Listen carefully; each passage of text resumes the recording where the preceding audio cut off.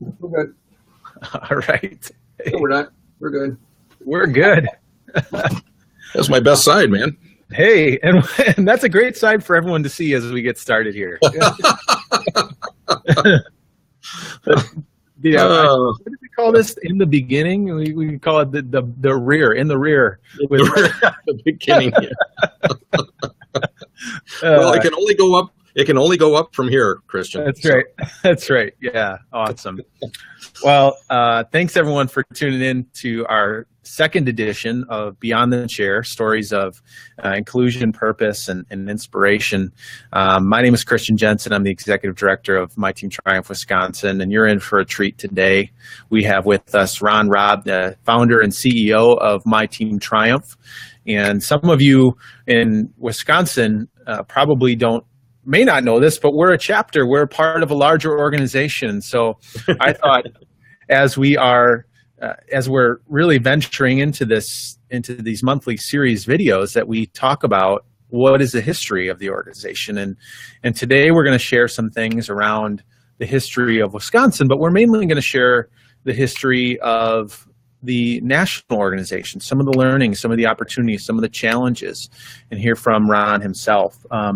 So I'm really excited about having this conversation. Ron and myTEAM Triumph have changed my life. We were talking as we got started here that this journey of myTEAM Triumph has been the most rewarding and challenging part of my life, but I would never trade it for anything in the world. And it has taught me so much about myself, so much about the community, so much about so many. It's hard to even measure. So I'm really excited to have this conversation, and for you all to hear from Ron. And but before we get started, I just want to make a couple housekeeping mentions that this is a monthly series that we have. We are going to be sharing stories of people that are involved in myTEAM Triumph, as well as people that are outside of myTEAM Triumph that are sharing perhaps a similar professional mission or a personal mission to build inclusive communities. And we'll bring on people that have started service organizations, entrepreneurs, business leaders, myTEAM Triumph captains, angels, people that are involved in, MTT and beyond. And so very excited to have this going. This is a new initiative of ours, and we want to bring these every month. And so if you have a topic suggestion, please let us know. Email us at info@myteamtriumph-wi.org, and we'll do our very best to meet those requests. So today's topic is in the beginning with Ron Robb. And so for the next 30 minutes, we're going to have this conversation. Like I said, I'm really, really excited. So Ron, thanks again for joining us today. Ron is coming from St. Joe, Michigan. How you doing out there? Excellent. Thank you. How are you? Great. I'm awesome. Yep, I'm awesome. I see you got some nice swag in the background there, some MTT swag. Yeah, thank you, Denise, for setting me up there. So there we go. Yeah, we got to have those organized people in our lives, don't we? Right? Amen. Yeah, right. There are people that focus on details, and there are people that focus on, I think you and I are similar. That we're not detail people necessarily. We're more kind of bigger picture people, but we need those detail people, don't we? Oh boy, yeah, I really do. Yes, definitely. Before we get started, I just want to mention to our audience that please feel free to make comments, questions during the broadcast. This is a relatively new, and just a little disclaimer, this is a relatively new platform that we are using. It's called Be Live, and so if there are any connectivity issues during the broadcast, it could be a whole host of things, internet connections, dogs barking, whatever it is. But if you're having a hard time watching the live broadcast, usually it will post and it will look pretty good afterwards. And so give us some feedback on how this broadcast system is working. So, all right, man, well, let's get into it. So if you could just share a little bit of your personal background, if we can maybe start with Sure. that. Yeah, things that people probably don't know about me is I was born and raised in Ann Arbor, Michigan. And, I jokingly say that that's the home of the second best university in the state of Michigan. the University of Michigan. So I alienate half the state right away, So no, but great school, great program. They got a great football team now, right? They got a new football coach, and but they had to get a new football team coach, Christian. It was either that or change their fight song to "I'll Be Home for Christmas." So graduating from high school, I went up to a little tiny school up in the Upper Peninsula of Michigan called Michigan Technological University. And I don't know what I was thinking, but, a school that's 4 hours north of Green Bay, what what on earth was I thinking? We used to joke it was 11 months of winter and 1 month of bad sledding up there. I ended up graduating magna cum laude. They finally just said, "You've been here long enough, go." I went down to Michigan State University and did some graduate work in, again, more science and technology, aerodynamics, thermodynamics, that sort of thing. I was doing alternative energy before it was cool. And of course, Michigan State, we used to joke, was a drinking school with a football problem. So, but after Michigan State, my career can be divided into thirds, and it turns out to be a salient a point for how myTEAM Triumph came together. The first third of my career was in information technology. The second third of my career was in sales and marketing management, executive management. And the third part of my career was executive management. And in particular, towards just before myTEAM started up, I focused on startups and turnarounds, companies that were, small companies. Investors would buy a company off the courthouse steps. They were in bankruptcy, asset-only buyouts is what it's called, and they bring me in to see if we could establish some value. And then myTEAM came along. So that, in a nutshell, is the Reader's Digest version of my background. Wow.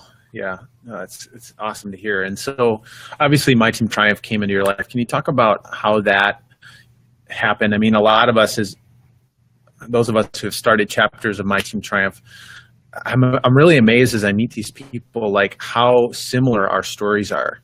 Yeah, isn't that something? What was our inspiration, and what brought us to want to start this organization or to be a part of this organization? So can you share that with everyone? Well, sure. And without going into gory detail, I was, kind of at an existential and emotional low point in my life, I'll call it. And this is about 10 years ago now. And a YouTube video ended up in my inbox. And so myTEAM Triumph, Christian, has been around for about 9 years or so. We did our first event in July of 2008. So we're coming up on our 10-year anniversary next year of doing our very first event. But it was really started, the inspiration came 35 years ago when a father took his quadriplegic son through his first 5-mile race. And thinking they were done, the son got home and typed into his computer, "Hey, Dad, when we're racing, it feels like my disability disappears." Yep. And so they kept racing, and Dick and Rick Hoyt, our inspiration, and ended up doing the Hawaiian Ironmans of all things. And a video of that everybody on this call has probably seen ended up in my inbox. And when I saw that video, and of course I'm crying like everybody else. I mean, but I cry at Kodak commercials, right? So that's no big deal. But it hit me that, it's great that Rick has his father, Dick, but what about all the children, teens, adults, and veterans who don't have somebody to take them through these courses? So I said, what we can do is we can match people with disabilities, athletes, equipment, and venues. And myTEAM Triumph was born. And like I said, we were founded in 2007, did our first event in July of 2008. And here we are, 9 years later, and, an international organization. So I love that because, I think there are so many times, and you and I are both people that would claim to be spiritual, God-following people. And I think there have been many times in my life where I've felt a prodding, a invitation, a nudging, if you will, from God to do something. And so often I think, gosh, I didn't act on that. That's just a feeling, or that's something that, would be nice. And maybe I'm not the right person for that, or someone else can take care of that. Or, I don't know, whatever, fear, a number of reasons. But yeah, the excuses I kept coming up with is, what if people don't like it? What if somebody gets hurt? What if this? What if that? I found more. It turns out, though, that, God wasn't nudging me. He got out the 2x4, put one upside my head, basically. Yeah. And, and I'm proof, by the way, that although the background was perfect for starting up a organization like that from an experiential point of view, if you put out a word that you wanted to start a nonprofit that did this and this and this, I probably wouldn't get on the short list. And I am proof positive that God doesn't call the equipped. He equips those he calls. So, but muddled through and, built the organization.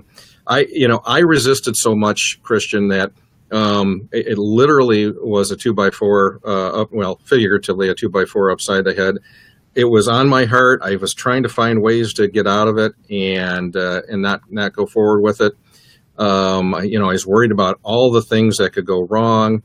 And I was pulling into our Y parking lot to join my running group. I used to run. I'll pause here for a second so people can stop laughing. And as I pulled into the parking lot, I listened to Christian radio a lot. I just happened to turn on the radio. Why?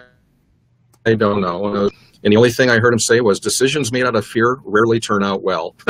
So I parked the car, and we were out front stretching, and a bus pulls up, and out pile a bunch of people with disabilities that went into the Y, which was unusual because our Y didn't have any programs for people with disabilities. They accommodated, but they didn't have any programs. And it's like, okay, wait a minute. First time I've ever seen this. What's going on? So I went inside, and my daughter was working the front desk. I said, sweetie, we don't have any pro. What's going on here? And she said, oh, Tara Julian just does that on her own. Tara Julian was a director at the Y. And so I went into Tara's office and I said, what are you doing for lunch tomorrow that you're going to cancel? And our very first meeting, and I still have the notes from that meeting, was with Tara Julian. So Tara was badge number 1. Well, badge number 2, I guess I'm badge number 1, right? And then she brought in Wayne Brown, and then a woman named Lisa Staples was in my spin class, and we brought her in. Mike Campbell, the attorney, who's one of the world's preeminent M&A attorneys, ended up helping us put the legal documents together. And then Terrence Rubin, Wayne brought in Terrence Rubin, which is a tremendous ad. And then, Barry Heidenberg completed the founding board. So it was all, like I said, I wasn't nudged. I was given a good hard shove. Yeah.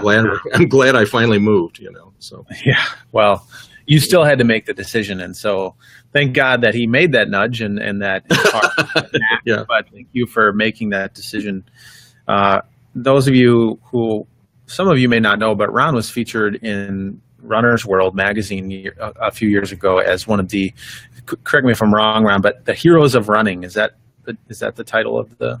Yeah, that was the title of the magazine, and there are 10. They honor 10 people or groups or whatever, and I consider it a group honor, to be part of the Heroes of Running edition. Yeah, yeah, that's, just amazing, and it's so hard for us to even grasp how many people have been impacted throughout the organization, and I think that just to tie in a little bit to our next topic of what is the story, and so.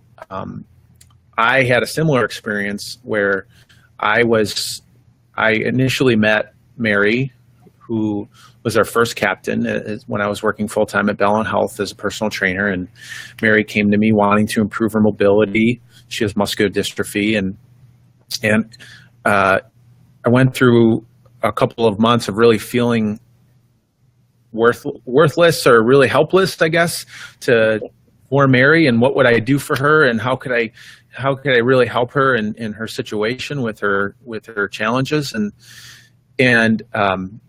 my wife and I were in church. We used to go to Green Bay Community Church, and just wrestling with this, put up on the screen this Team Hoyt video of them doing the Hawaii Ironman, which if you have a chance to, if you've not seen it, just go to YouTube and do I Can Only Imagine Team Hoyt, and you will be inspired. But this video came up, and it's one of those times I've had a few moments in my life where I agree. It wasn't a nudge. It wasn't a whisper. It was, God kind of reached down to me. It was like, hello, that's me. Like, you need to do something about this. And Tiffany knew it right away. We went home and I just said, gosh, we have to do something about this. Like Mary would love her disability to go away, but ultimately, she knows that won't happen. But what she wants is to be acknowledged, and she wants to be part of the community, and she wants to have friends. And that is something that we could do through this sport of running, just as the Hoyts have done. And so,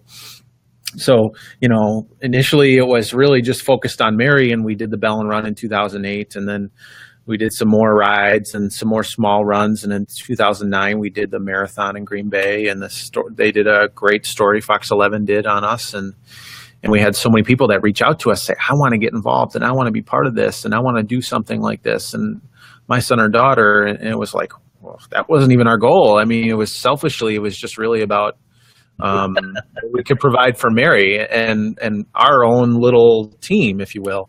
We never even thought about scaling it.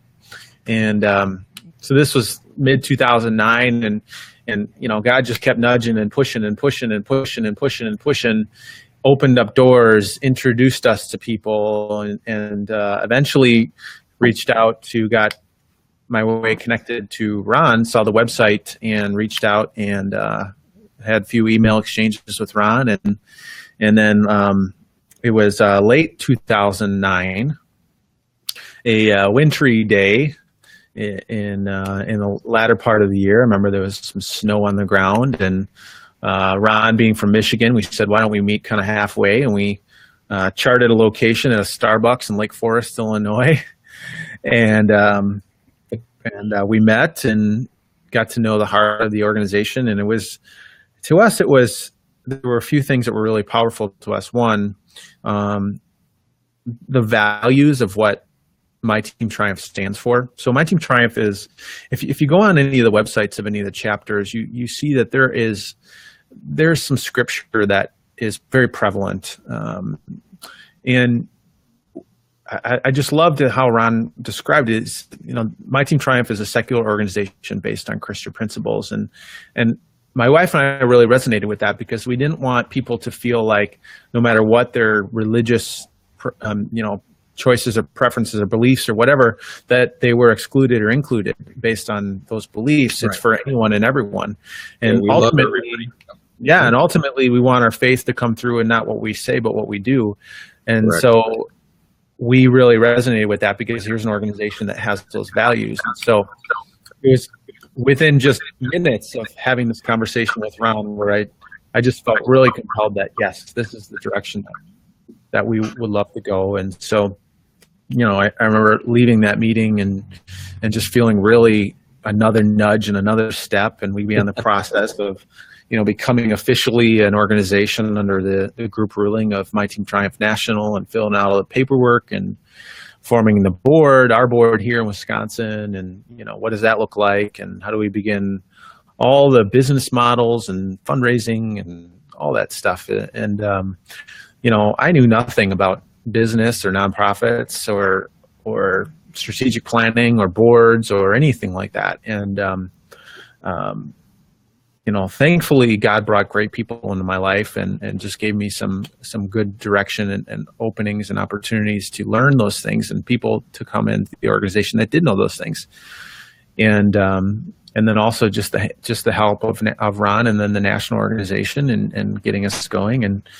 And so that was 2010 that we officially started, and our first race was the CELCOM Green Bay Marathon, and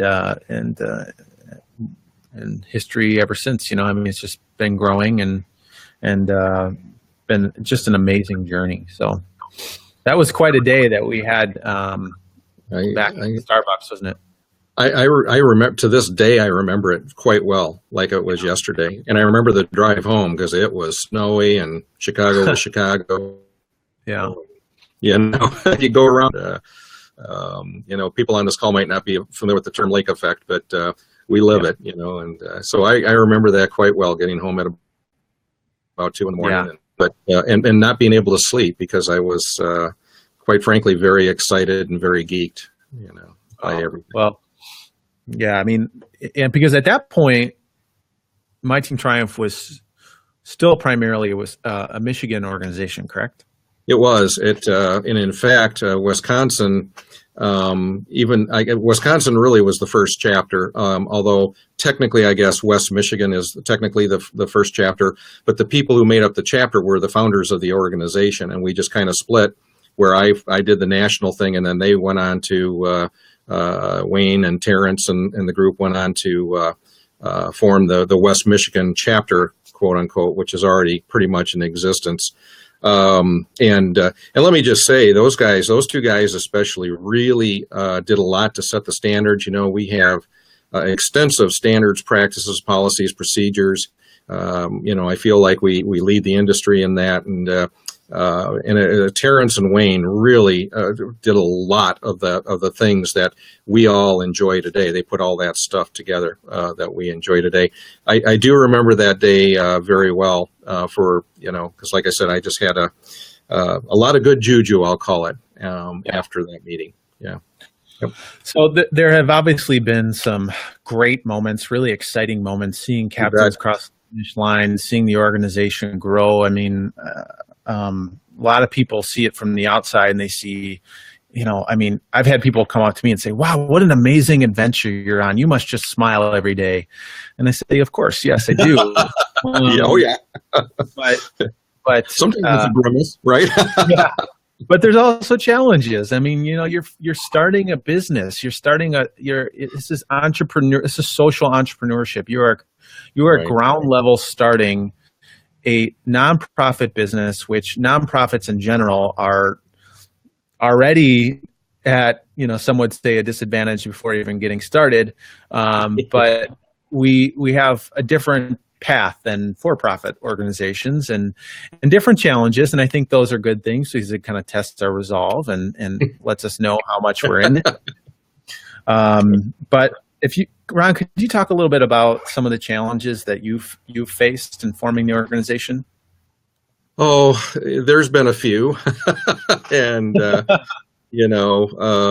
some are, and I'm not going to go into too much detail. There's always the interpersonal stuff, and people are people, and I'm a people too, and I have a rather spectacular ego, I guess, and so there's times when there's collisions, I'll call it. And there's also, for example, one of the rubs we frequently run into is, and I understand it. I do understand it. But, the reason myTEAM Triumph got named myTEAM Triumph is that was no accident. We could have named it Team this or Team that or Team, name it after somebody. But we purposely named it, and this is the Wayne, Terrence, and, Tara stuff again. We purposely named it myTEAM Triumph because we wanted our captains, we wanted it to be their team and their triumph, not that they were part of somebody else's team. Okay, I am captain so-and-so, but I'm part of somebody else's team. No, it's their triumph. And so occasionally we run into a rub, like we don't allow chapters captains. They can be in honor of, certainly, and that's perfectly fine, but we don't allow chapters to be named after captains for that very reason. And I can understand why that rubs people the wrong way. And we allowed it once, and it didn't work out very well when we tried to get the toothpaste back in the tube, and so yeah, there's been some challenges. I'm putting together a book called The Story of myTEAM Triumph, and I'll discuss some of those in there, the personal, and then there's the financial challenges that, the saying that your career is what you're paid to do, and your calling is what you were made to do, and that's great in theory, but I do this full time, and I've made significant financial sacrifices and others, and not complaining or anything, but the one thing that still stings of, you talk about the challenges, and I get, there's things said about me that I go, oh my gosh, and I'm not going to dwell on it. It's just, I had one person ask me once how I sleep at night, and it's like, whoa, wait, what did you hear about me, but the one thing that still stings. It gets back to me that, well, Ron's just in it for the money. He's just in it for the money. And I can tell you, if I have been an abject failure because, I am not going to be able to buy my wife an island for Valentine's Day this year. Let's put it that way. And that's why I just walked out of the house, right? Yeah. Yeah. You promised me this. No. Yeah. When you make more money as a Starbucks barista, you're not in it for the money. So that one still stings. But on the upside, you muddle through that, and those are just little challenges that get put in the way, and it makes you stronger. It makes you better. And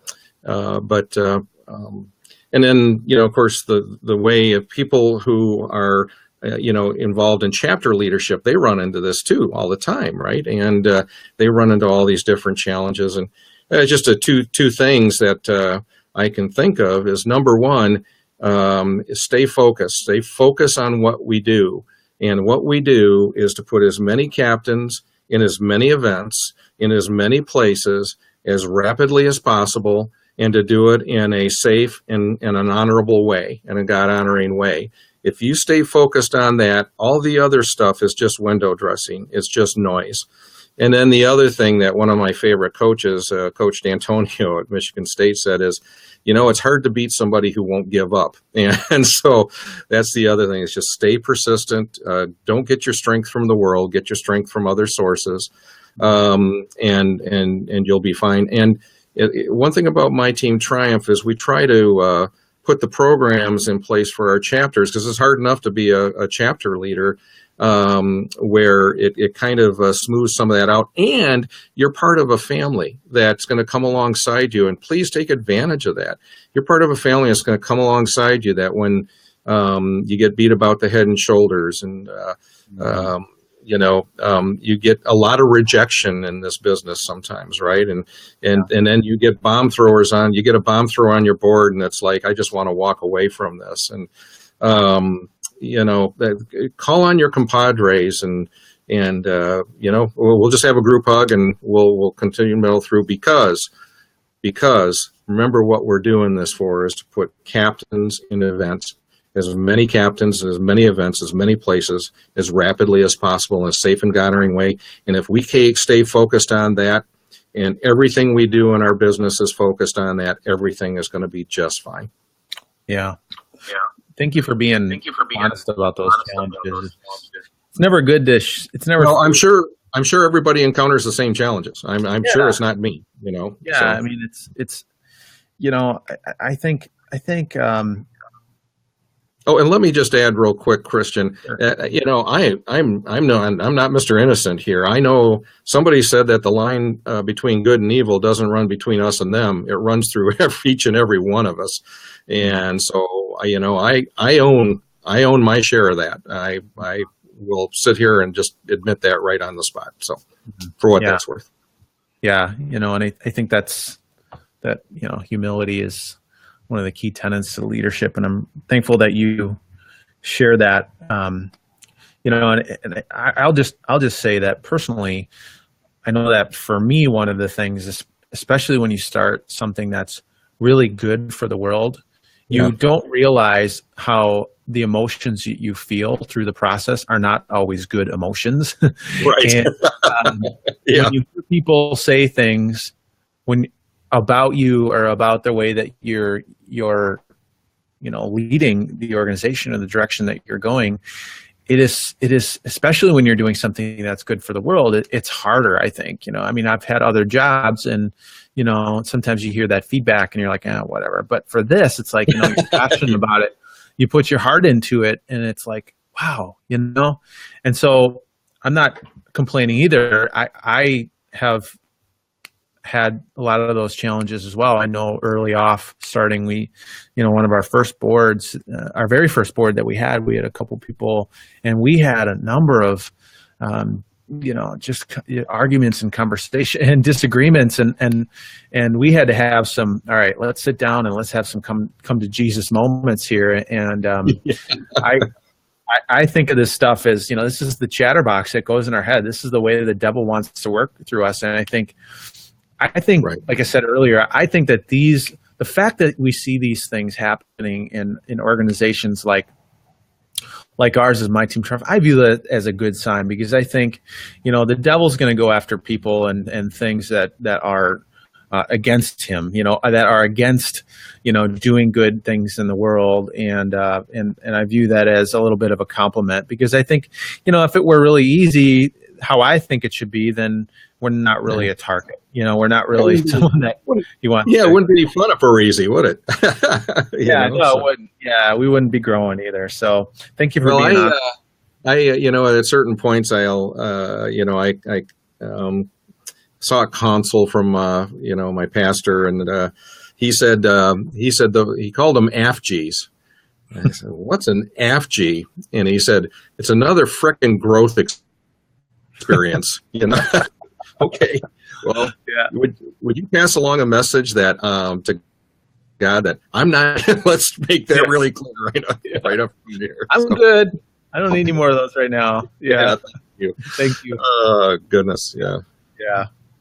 Well, so legacy is a big part of your thinking right now and your focus. I know that you have a speaking business that you do. You're writing books, and you're at the point in your life and your career where you're starting to think about what you're leaving behind and what you've built and how it leads to bigger impact in the world. And so, can you talk a little bit about legacy for you personally and MTT and just how those things tie together? And I thought one of the things I've been blessed with is the myTEAM Triumph story. And as you know, Christian, I was pushed into this. I can't claim to have, so I give all the credit to God for all of this, and I'm very fortunate that I'm able to be part of that. But you don't know of a nonprofit. Don't need to be doing ministry overseas, mission trips and stuff like that, to leave a legacy. So I studied that a little bit, and what it comes down to, what it finally occurred to me is, just if we just lay a lot of loving on each other, and find different ways to do that, that's going to leave a legacy. And I talk, in the presentation, I talk about many different ways to do that.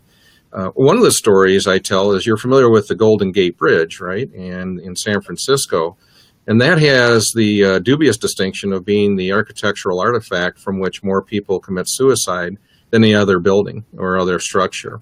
So much so that they have a specialized police force that tries to talk people out of it. And unfortunately, when they succeed, they get to, they have to go look at the suicide notes and inform the families and stuff. And there was one note in particular that really haunted them. And it was a guy had written that, I'm going to walk down to the bridge with the intent of jumping off and committing suicide. And he said, but if one single person smiles at me on my walk, I'm going to turn around and come home. And he lived about a mile away from the bridge. So either he didn't get smiled at, or he didn't see it, or whatever the case might be. But oh my gosh, so the thing I say is, like, if nothing else, we can all just smile at somebody and brighten their day. The easier they are, the more you smile at them, because you don't know what's going on with them. You don't know what's going on in their life, and they might have a very good reason for being, kind of in a pissy mood. Little things like, if you go to a grocery store and it's pouring out, park as far away from the door as you can, so you let the other people, and walk a little further, so you let other people park closer to the door. You might be helping out the woman who's pregnant, and so she gets to be in a spot a little bit closer. Yeah, it might be the teenager who zips into the spot, but you don't know that. And then see the invisible people. They're all around us, and we just somehow don't see them. And this is a Maria Shriver thing that I'm really impressed with.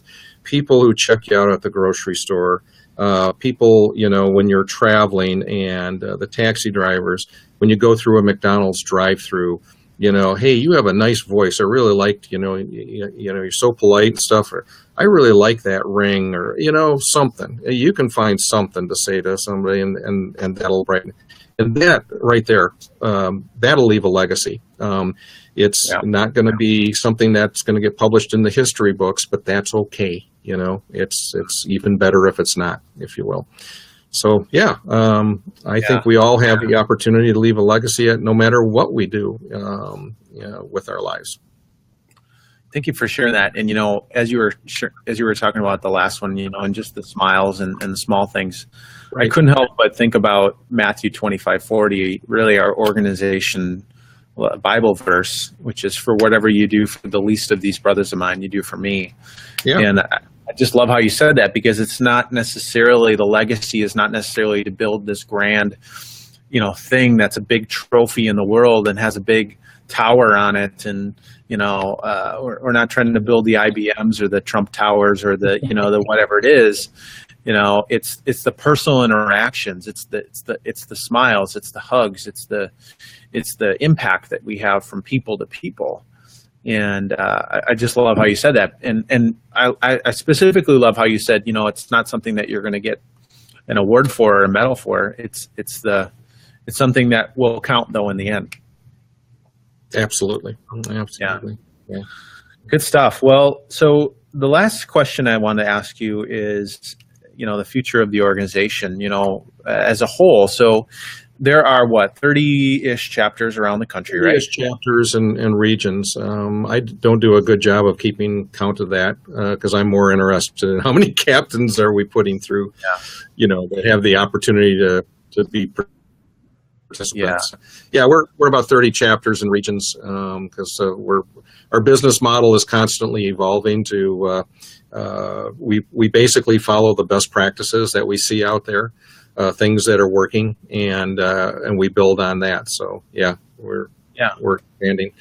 And the ultimate goal, again, it just comes back to as many captains, many events, many places, rapidly as possible, safe and God-honoring way. And that's anything we do, any business decisions we make. And this is a business. Don't misunderstand. This is very much a business, and in the chapters out there, they're running, franchises, and we decided to do that for a very specific reason. So they would be embedded, if you will, in their local areas and tied into their local areas. But my dream is usually somebody else's nightmare.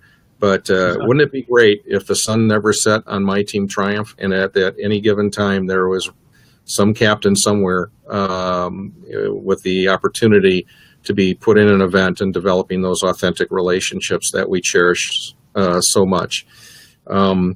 It's something that we can strive for. We'll never achieve it. There's over 3 million people in wheelchairs in the U.S. alone, so the opportunity is there to expand and to and to bring the love and the relationships to people around the world. Love looks very similar in any language, it turns out. And there are captains in Paris, France, and Beijing, China, and even Damascus, Syria, and we want to offer all of them an opportunity to share in the love of myTEAM Triumph. Yeah. And so, we talked about nudging early on, or really getting hit over the head by a 2x4. And, maybe you're watching this, maybe you're from somewhere where we don't have a chapter. Right. And you feel a nudging. You've been inspired. You've been hit over the head, maybe, and you're struggling with, what do I do with this? Perhaps this video is your answer.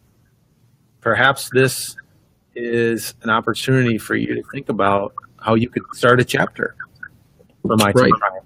So, Ron, there's a way that people can kind of get more information about that. What does that look like? So if you just go to myteamtriumph.org, and there's a contact us page, just click on that. I'm on there, or just the info at myteamtriumph.org, which also phone number. I do phone and I do email. I don't do text particularly well. I don't know what Twitter is. So, if you can use those methods for getting a hold of us, or get a hold of anybody at any of our chapters, and they can get you directed the right direction. That's right. Yep. Awesome. Ron, is there anything else that you want to leave people with? Just the,